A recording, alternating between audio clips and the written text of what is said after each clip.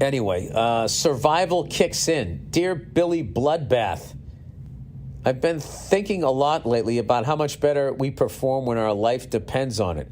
Everything from a mother's adrenaline, allowing her to lift heavy shift.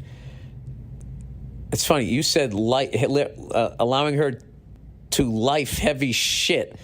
And I was trying to fix what you wrote, and I took the F out of that and put it on the other thing, shift. To lift heavy shit to save her kid. To when soldiers or emergency workers take their skills to the next level in the heat of combat. Yeah, you get like that. You get that tunnel vision. Or like when I went out to throw out that first pitch. You know, I'm kidding, but not really. Which leads to my question. If you had to fly a helicopter through a canyon at high speeds and significant turns, would you be able to? We're not talking heavy rocket fire, but let's say someone's on your tail and there's some ground-to-air artillery.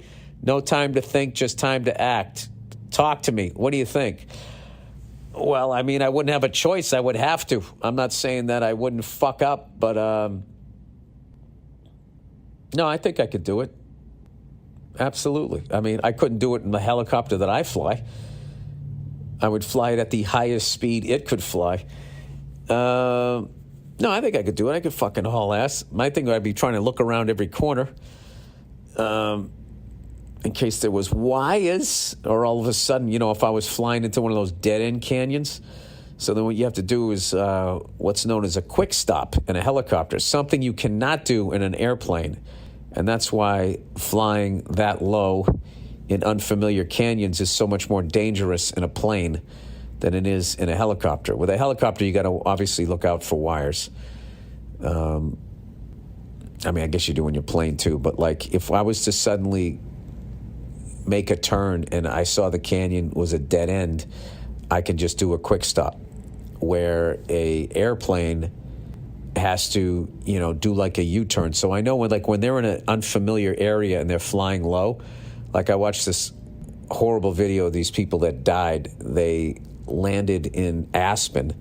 They were on their way across country to refuel and all of that, and it was a hot day, so density altitude was a lot higher, meaning the air was a lot thinner than it usually is at that altitude, causing you to not get the normal performance that you would at that. Your aircraft is performing at that altitude like it's at a much higher altitude, which causes you to have to, you know, be concerned about the weight and all of that stuff that you have and versus the distance you have to climb out of there. And these guys were unfamiliar and they went down a canyon that they were unfamiliar with and they couldn't get the altitude they needed. And I learned by watching that,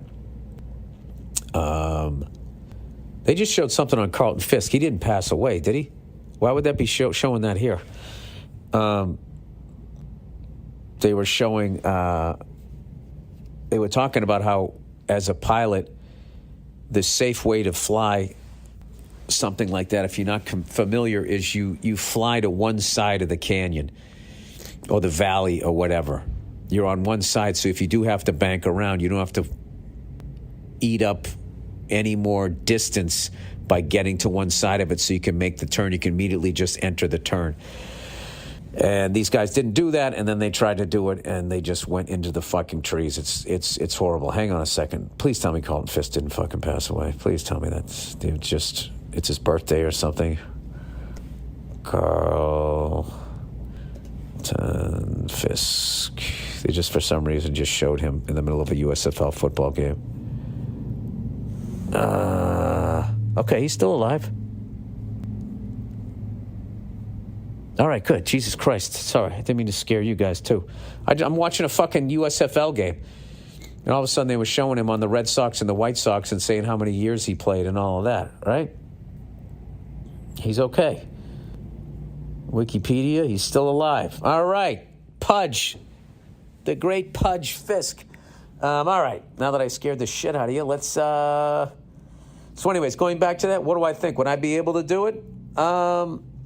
I would absolutely be able to fly way beyond anything I've ever done on my own skill level. Would I be able to shake the pilot behind me? Probably not, because I think everybody is pretty much a better pilot and has more hours than me. You know, I only have like 300 something, although I should be over 400, but I'm not allowed to fly until I get the first edit of this movie done. So that's where I'm at.